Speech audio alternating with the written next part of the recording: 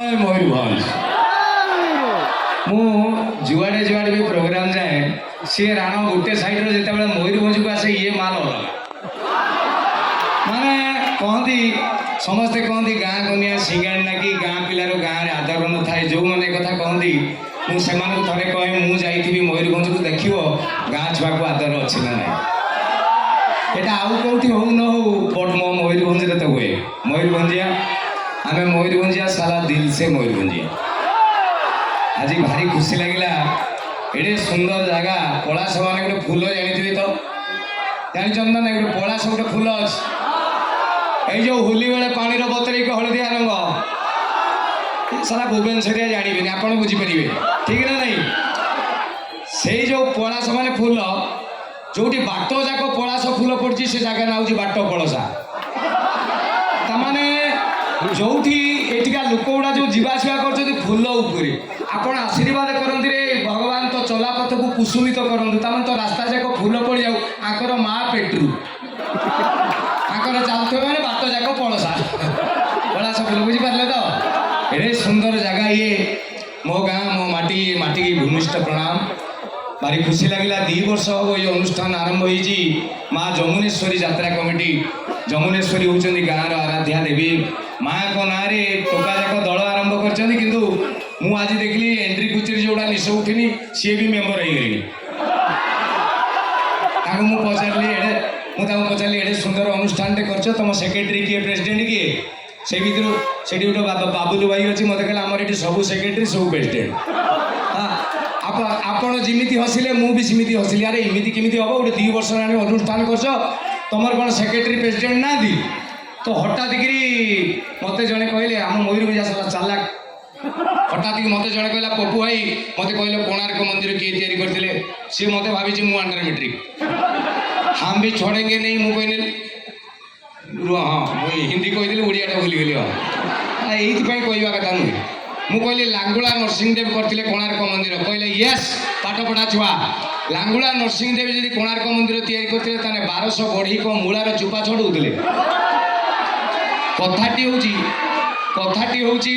1200 बढ़ी करती रजा ना जाए आमर गोटे अनुष्ठान माँ जमुनेश्वरी यात्रा कमिटी आम समस्ते ये सामान या ना कहले सी मन कष्ट कर तेणु आम क्या ना कहबे मुझे अति सिक्रेटली गोटा पैसा पत्र देन ना गोटा ना फा न कहने पेमेंट काटि तेणु मु अच्छा जन जन किए गोटे भद्र लोक कह ना ना कहबनी आउ जन कह प्रेसिडेंट मो ना कहबनी राव दस मुझे सेक्रेटरी किए कहले गणेश आ मत जी एत डिटेल्स देछन से बाबुल भाई ना कहले पुणी टेंशन तो मुझे समस्त मेम्बर ना कहले तो गोटे गोटे जगह मत कह आधार कार्ड दरकार नहीं पड़े माने एति लोक ना कह KCR external secretary president program जाऊ भाड़ में ना किंतु ये गोटे फास्ट टाइम कमिटी देखिली जे कहते आम कर नुहे ये गोटे ताली हो प्लीज पेमेंट काटे कहली एवं बाकी रही आपण मैंने जो 2 साइड सामने बस जी मो ठार बयस बड़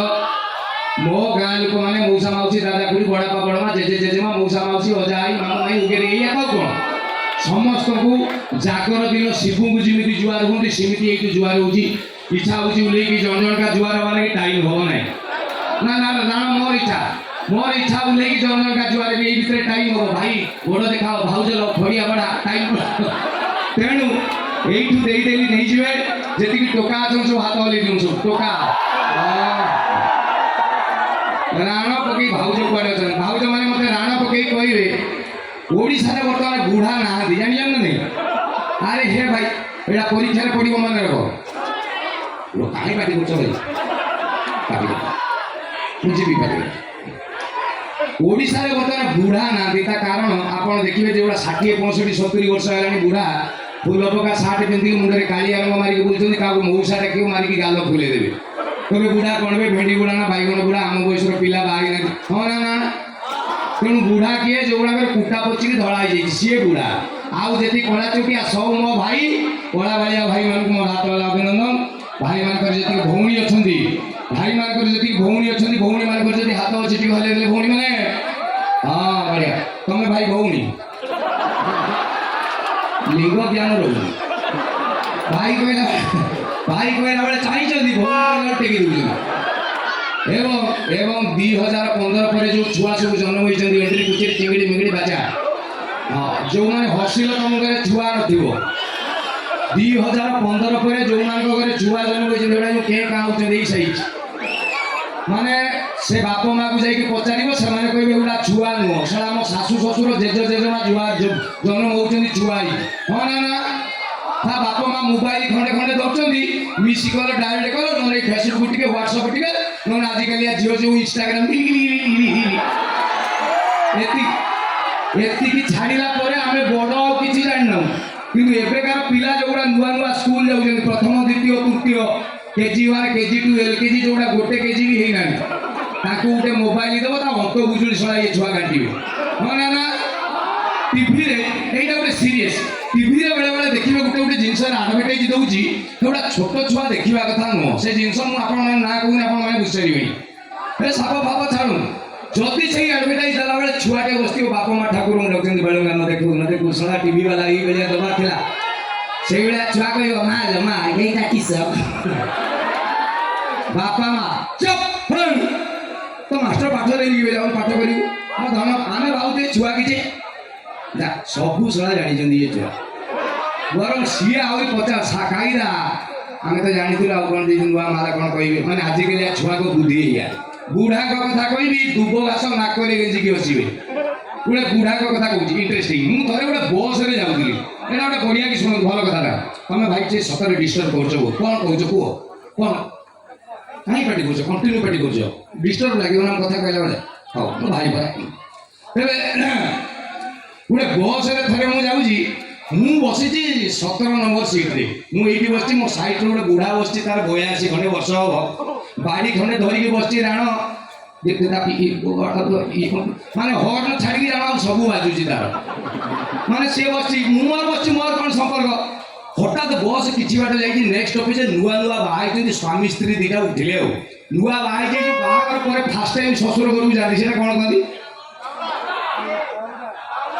ହଁ ସେଇଟା ସେ ବାହୁଡ଼ା, ସେଇଥିରେ ସେ ବାହୁଡ଼ା କି ରଥଯାତ୍ରା ମୁଁ ଜାଣିନି, ଯାହା ବି ହଉ ସେଇଟା ଯେଉଁ ଯାଆନ୍ତି ସ୍ୱାମୀ ସ୍ତ୍ରୀ କି ନେଇକି ପ୍ରଥମ ଥର ଶ୍ୱଶୁର ଘରକୁ ଯାଉଛି, ମାନେ ଖାତିରି ଜାଣା ସାରା ଯେମିତି ସିଦ୍ଧାର୍ଥ ମହାପାତ୍ର ଉଠ ଉଠ, ମାନେ ଯେମିତି ସ୍ତ୍ରୀ ଉଠି ଶିଖିନି ବସକୁ, ହଁ ଏଇପଟେ ଆସ, ଏଇଠି ବୁଲି ଯାଅ, ଏଇଠି ଗଳ, ସ୍ତ୍ରୀ ବି ଯେମିତି ତେର ଫୁଲେଇ, କୋଉ ପଟି ଏଇଠି ବସ୍, ମାନେ ସ୍ୱାମୀ ଯେମିତି ଫୁଲା, ସ୍ତ୍ରୀ ସେମିତି ତ୍ରିପଣ୍ଡ ଫୁଲେଇ। ଜଷ୍ଟ ସ୍ତ୍ରୀ ବସି ପଡ଼ିଲା, ସିଏ ବସିଲେ 13 14, ମୁଁ ବସିଛି 17 18, ମୁଁ ବୁଢ଼ା, ସିଏ ଏଠି 13 14, ବୁଢ଼ା ବି ଦେଖୁଛି, ଆମେ ବି ଦେଖୁଛେ ସିଏ କ'ଣ ହେଉଛି। ହଠାତ୍ ସେ ଯେଉଁ ସ୍ତ୍ରୀ ବସି ସାରିଲା ପରେ ସ୍ୱାମୀ ତା ବେଗ୍ ଟିକେ ଏମିତି ଉପରକୁ ଟେକୁଥିଲା, ହଠାତ୍ ସ୍ତ୍ରୀର କପାଳରେ ଏଇ କୋହଣିଟା ଠକ୍ଟି ବାଜିଗଲା। ଆଉ ସ୍ତ୍ରୀ ଯେଉଁ ନୂଆ ବାହା ହେଇଛି ସେ ସାଙ୍ଗେ ସାଙ୍ଗେ କାଟିଲ, ସ୍ୱାମୀ ନୂଆ ବାହା ହେଇଛୁ ବାଜିଗଲୁ ଲୋ ମୋ ବେଗ୍ ଯା ଚୁଲିକି କହିକି ସାଙ୍ଗେ ସାଙ୍ଗେ ତାର ଏଇଠି ଯୋଉଠି ବାଜିଥିଲା କହୁଣି ସେଇଠି ଏତିକି ମାରିଦେଲା ପରେ ସ୍ତ୍ରୀ ଭଲ ଲାଗିଲା। ପୁଣି କିଛି ସମୟ ଯାଇନି, ଏଇଟା ବୁଢ଼ା ବି ଦେଖୁଛି, ମୁଁ ବି ଦେଖୁଛି, ପୁଣି କିଛି ସମୟ ଯାଇନି କଣ୍ଡକ୍ଟର ପଳେଇଲା, ବାବୁ ଟିକେଟ୍ ଦେଖାଅ, ବାବୁ ତମ ଟିକେଟ୍ କହି, ଇଏ ସାର୍ ନୂଆ ବାହା ହେଇକି ଯାଇ ତାକୁ ଇନସଲ୍ଟ ହେଇଗଲା, କହିଲା କ'ଣ ମୁଁ ଟିକେଟ୍ କରିନି, ଖାଲିଟା ରାତି କିସ କଥା କହୁଛୁ ଏ ଛୁଆ, ନେ ଟିକେଟ୍ କହିକି ଯେଉଁ ଏମିତି ଦେଇ ପଡ଼ିଲା, ଶୁଣା ସ୍ତ୍ରୀ ପାଦ ଟିକେ ମାରିଦେଲା। ପୁଣି ସ୍ତ୍ରୀ କାଟିଲା, ସ୍ୱାମୀ କଣ୍ଡକ୍ଟର ର ତୁ ଟିକେ ର, କୋଉଠି ର ଏଇଠି ଦେଖିଆ, ପୁଣି ପାଦରେ ସ୍ତ୍ରୀ ସାଙ୍ଗେ ସାଙ୍ଗେ ଭଲ ଲାଗିଲା। ଇଏ ସାରା ଯେଉଁ ମୋ ପାଖରେ ମୁଁ ଭାବିଛି ବୁଢ଼ା ଗୁରୁଜନ ଲୋକ ବସିଛି, ସିଏ ସାରା ବୁଢ଼ାର ମାର୍କ ଭାରି ଷ୍ଟ୍ରଙ୍ଗ, ସିଏ ପୁରା ଦେଖୁଛି। ହଠାତ୍ କହିଲା ବେ ଛୁଆ ତୁ କ'ଣ ଚୁମା ଦେଲା ସବୁ ଭଲ ହେଇଯାଉଛି। ଇଏ ଯେଉଁ ଲୋକ ଟୋକାଟି ବସିଥିଲା ହଠାତ୍ ଜାଣିପାରୁନଥିଲା କିଏ ଦେଖୁଛି ବୋଲି, କହିଲା ହଁ ହଁ ମଉସା ସେଇ ଟାଇପ୍ର ଟିକେ ଟିକେ କିସ୍ ଦେଇଦେବାକୁ ହେଇଯାଉଛି। ଆଉ ବୁଢ଼ା ସାଙ୍ଗେ ସାଙ୍ଗେ ବାପାରେ ବହୁତ ଦିନରୁ କଷ୍ଟ ପାଉଛି, ମତେ ଟିକେ ଦେଇଦେଲେ ବାପା, ମୋର ଅର୍ଷ ଅଛି। ଇଏ ହଉଛନ୍ତି ଆଜିକାଲିଆ ବୁଢ଼ା। ପୁଣି କିଛି ସମୟ ଯାଇନି ବସ୍ରେ ବସି ହଠାତ୍ ଆଜିକାଲିଆ ଟୋକା ଦେଖିବେ ଯେଉଁଟା ଜିମ୍ ଯାଉଛନ୍ତି, ଦେଖିଛନ୍ତି ତ, ମାନେ ମୋରି ଭଳିଆ ସ୍ୱାସ୍ଥ୍ୟ ହେଇଥିବେ, କାର୍ବାଇଡ୍ ଟିକେ ଆମ୍ବ ଭଳିଆ ଦେଖାଉଥିବେ, କିନ୍ତୁ 3 ଦିନ ଜିମ୍ ଯିବେ, ତାପରେ ଏମିତି ଚାଲିବେ, ଦେଖିଲେ ତାକୁ ଆଙ୍ଗୁଳି ଖେଞ୍ଚିଦେବ ପଶିଯିବ ତାଙ୍କ ଦେହରେ, ସେ କିନ୍ତୁ ବାଇସେପ୍ଟା ଏତେ ପେନ୍ ହେଉଛି, ମାନେ ସେଇଭଳିଆ ଟୋକା ଗୋଟେ ବସ୍କୁ ଉଠିଲା ଆଚ୍ଛା ବସ୍ରେ 52ଟା ସିଟ୍ ଭିତରେ ଅଲରେଡି 75 ଖଣ୍ଡେ ଅଛନ୍ତି, ଜାଗା ନାହିଁ। ହଠାତ୍ ସେ ଦେଖିଲା କୋଉଠି ସିଟ୍ ନାହିଁ, କହିଲା କାହାକୁ ଗୋଟେ ଧମକେଇ ଦେଲେ ଉଠିଯିବି ଆଉ। ସିଏ ଭାବିଲା ସାହେବ ବୁଢ଼ାକୁ କହିଦେବି ଆଉ, ଏ ମଉସା ମୁଁ ମୋର କାଠ କିଛି ଶୁଣିବାର ନାହିଁ। ଏ ବୁଢ଼ା ଉଠ। ଇଏ କହିଲା କାହିଁକି ରେ ବାପା, ତୁ ପଇସା ଦେଇଛୁ ବାପା, ମୁଁ ପଇସା ଦେଇନି କି। ହେଇ ଅଧିକା କଥାବାର୍ତ୍ତା କରନି, ମୁଁ କହିଲି ମାନେ ତୁ ଉଠିବୁ। ଇଏ କହିଲା ତୁ କିଏ କି, ମତେ ଚିହ୍ନିନୁ ମୁଁ କିଏ? ବାଘ ଛୁଆ। କିଏ? ବାଘ ଛୁଆ। ଏ ବୁଢ଼ା କହିଲା ଭାଇ ତୁ ବାଘ ଛୁଆ, ମୁଁ ଶଳା ମଣିଷ ଛୁଆ ବୋଲି ଭାବୁଥିଲି। Bus bus. ବୁଢ଼ା ତା ଠିଆ ହେଲା, କହିଲା ବାଘ ଛୁଆ ମୁଁ ଜାଣିନଥିଲି। ନେକ୍ସଟ ଷ୍ଟପେଜରେ ଯେତେବେଳେ କଣ୍ଡକ୍ଟର ଓହ୍ଲେଇକି ଲୋକ ଚଢ଼ଉଛି, ବୁଢ଼ା ଓହ୍ଲେଇକି ତା ନେକ୍ସଟ ଷ୍ଟପେଜରେ ଗଲା।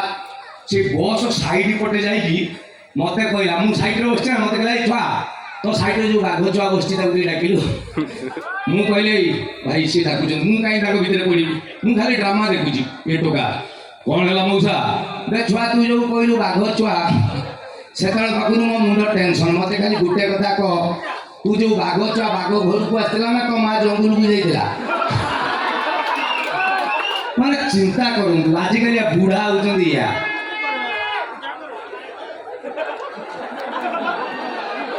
ତମ ଲାଗି ଲାଷ୍ଟକୁ ଗାଇ ଭାଇ ନିଶା ନିଶା ରାତି ଅଛି ପ୍ରସ୍ତାବ। ହଁ ରେଡି।